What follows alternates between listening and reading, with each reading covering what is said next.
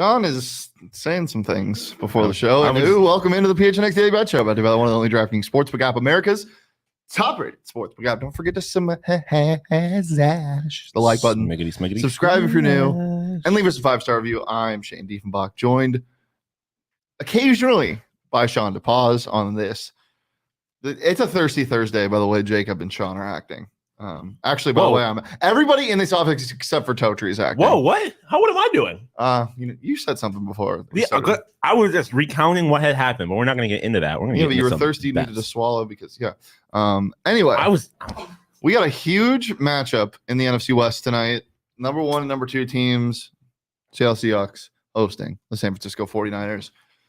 This is going to be a strange one. You get Mr. Relevant is what I'm calling him now. Mr. Relevant, he is relevant.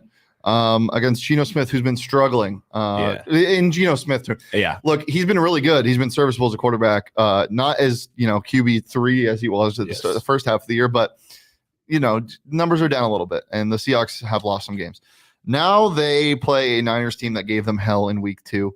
Geno Smith, no touchdown passes in that game. Their leading rusher had 15 yards. That was Rashad That's Penny. The game that Trey Lance broke his shit, right? No, when did he? That was the week after, I think week 3. So we're going to find out tonight if Geno Smith can continue his dominance, his unlikely dominance. Divisional game, primetime, under, right? Yes. Yeah. I would think so, especially with these two teams.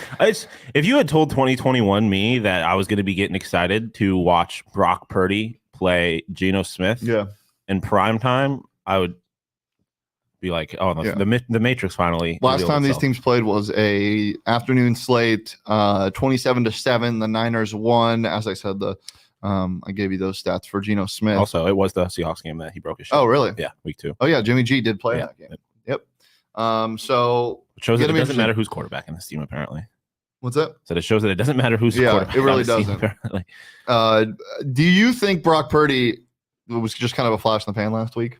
Or do you think we're going to see some interesting things tonight? No, I don't think he's a flash in the pan. I think it's just showing that just about anybody who's like actually a quarterback, and I want to upset Frank by suggesting that a wide receiver who once played quarterback in high school or college could win games in the NFL. But I feel like if you're like just not Nathan Peterman, basically, like you can be serviceable in this. The thing that concerns me is Debo being gone. Well, I agree with that, but I doubled down on it because it's the Seattle Seahawks secondary, and this defense has been terrible. You put Anthony Totri out there screaming, "Mike's 51, set one!" You'd get some yards, I think. Probably. Is that what Totri would sound like? Coach, can you give me your quarterback voice?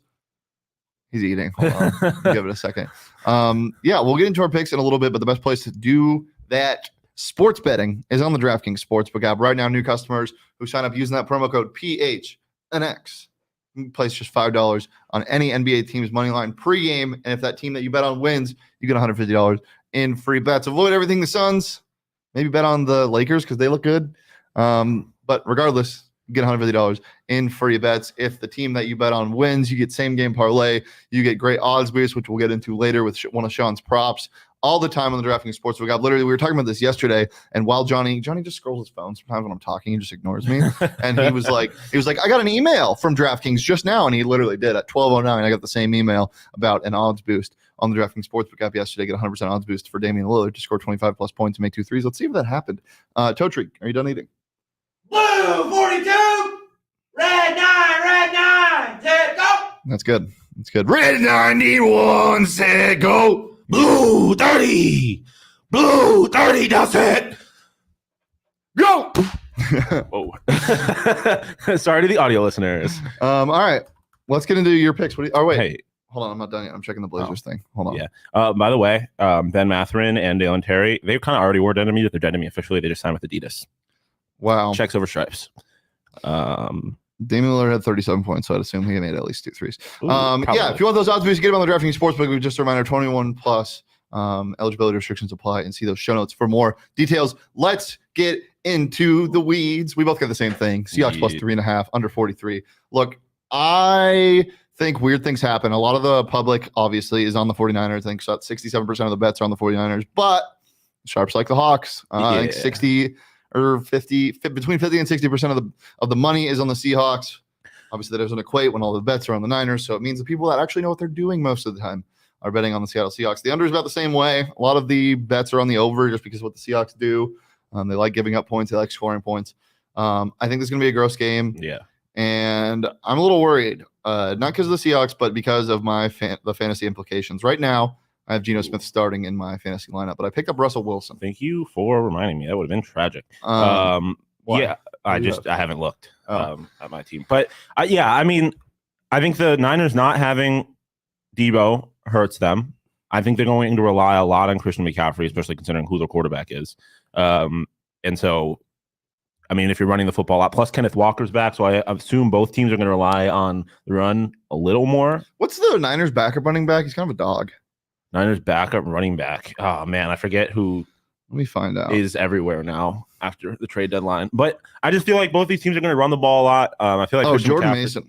Jordan Mason might go stupid. Yeah, I just feel like the running backs are going to kind of have their way, which is, I think it's going to be a close game, but I think they're not going to be able to score a lot of points with how much they're going to run the football. Yeah. Well, let's get into your props then. You talk about an odds boost on the DraftKings Sportsbook app, something you can usually get for minus money, boosted at plus 100. That's Christian McCaffrey scored a touchdown. Yeah, I believe it was minus 140, but now, boosted to plus 100. Like I said, I think he's going to be, especially with Debo gone, he's going to be this team's almost entire offense, him and Ayuk. And I just, especially if they're going to boost it to plus money, you got to take McCaffrey anytime touchdown scorer, I think. And then also McCaffrey over 123.5 rush and receiving yards. Again, I think he is going to be this entire offense. I think he's going to be the best player in this game. And then Geno Smith under 243.5 pass yards. Do you know how many times opponents how many times home teams have hit, or home quarterbacks have hit this mark against a visiting 49ers team? 0 times.